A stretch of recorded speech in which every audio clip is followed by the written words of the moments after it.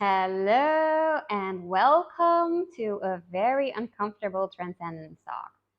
And it's not going to be uncomfortable for you, but it is for me because I get to be vulnerable and I get to tell you things that I don't actually want you to know about my past. But I get over that fear and I hope it supports you in your self discovery journey. And today I want to talk about the anxious attachment style. And what is an attachment style actually? An attachment style is how you attach to another person in a relationship, in any relationship actually. And there are four different kinds of attachment styles. So you have the anxious, you have the dismissive, you have the disorganized, and you have the secure. Now, the secure one is the healthiest you can have. And a healthy relationship is based on both partners having a secure attachment style. And I had the full blown experience of the anxious attachment style. Now, what does anxious attachment style mean? It means that I have a deep fear of abandonment. And the funny and contradicting thing about having a fear of abandonment is that you also have a fear of commitment. So there's this super error in yourself because, on one hand, you really want to be in a relationship, you think that you want to, but it gets very uncomfortable when you are in a relationship. So, what are the signs? And I really invite you to discover your own attachment style. And if you resonate with any of the signs that I'm about to talk about, I want you to know that it's good to be aware of them. And this is then your journey um, to start discovering yourself in a loving way. So it's gonna be painful, but it's also gonna take you to the next level because you can actually see yourself then. So be open about it, okay? So the signs are you have a low self-esteem, and I did. Needing approval from others, yes, I did. Fear of rejection, so much. Jealous feelings. This one wasn't really for me, but I, mostly at the end, maybe of a relationship, yes. Poor conflict management uh, skills. Hell yes, that I had very poor conflict management skills. Overly clingy and having poor sense of boundaries. Yes, I didn't know where my boundaries were. I didn't know what I wanted, what I needed, nothing of that. Fear of being alone. And the funny thing about fear of being alone is that I felt so alone in all my relationships. It wasn't even funny. Prioritizing others' needs ahead of your own needs. Yes, I used to do that a lot. And excessive worrying. Yes, I worried so much. It wasn't even funny. So those are the signs of an anxious attachment style. And how do you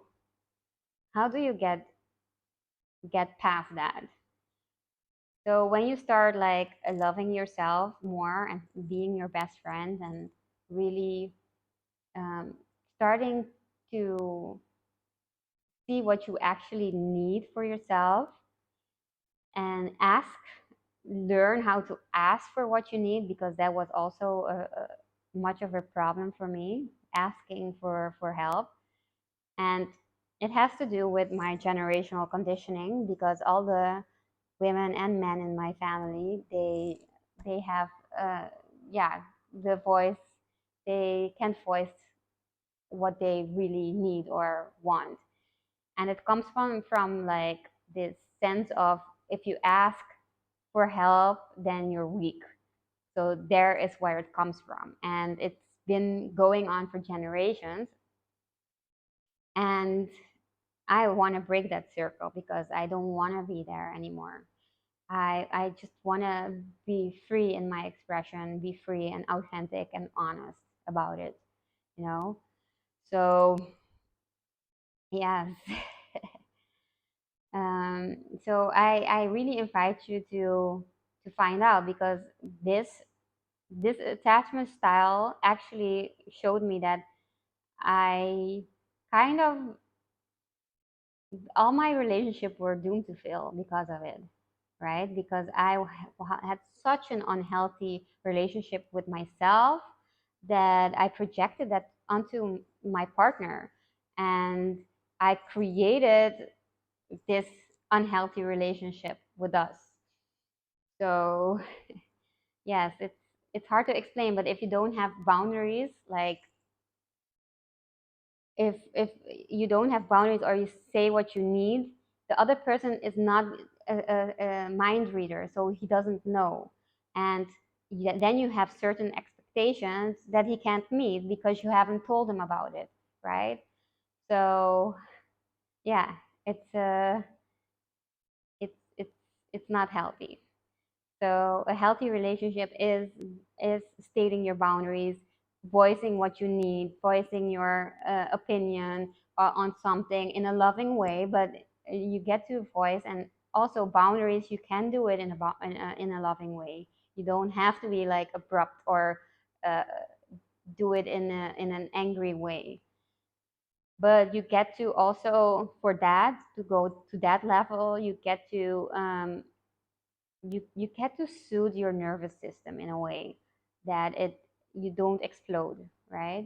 And you get to give yourself space as well. Like if there's something happening in your body and you feel it coming, because mostly when you feel rage or like something feeling, you feel it coming.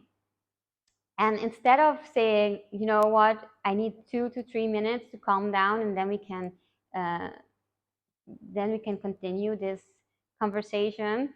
We we let it come up, and we go into that conversation feeling like that, and creating a whole defense mechanism around it. And it serves no one, because then you get reaction after reaction, and no one is actually listening to each other anymore. So yeah, well, I hope this helped you in some way, and maybe I hope maybe it opened your eyes. For me, it was much needed, and I know that my next relationship will be a healthy one. So I'm very much looking forward with that, because I'm getting healthier with myself, so I can be healthier with others. So have a wonderful day today, and yes, have a nice weekend, because tomorrow is Friday. So enjoy. Mwah, mwah, mwah. Bye.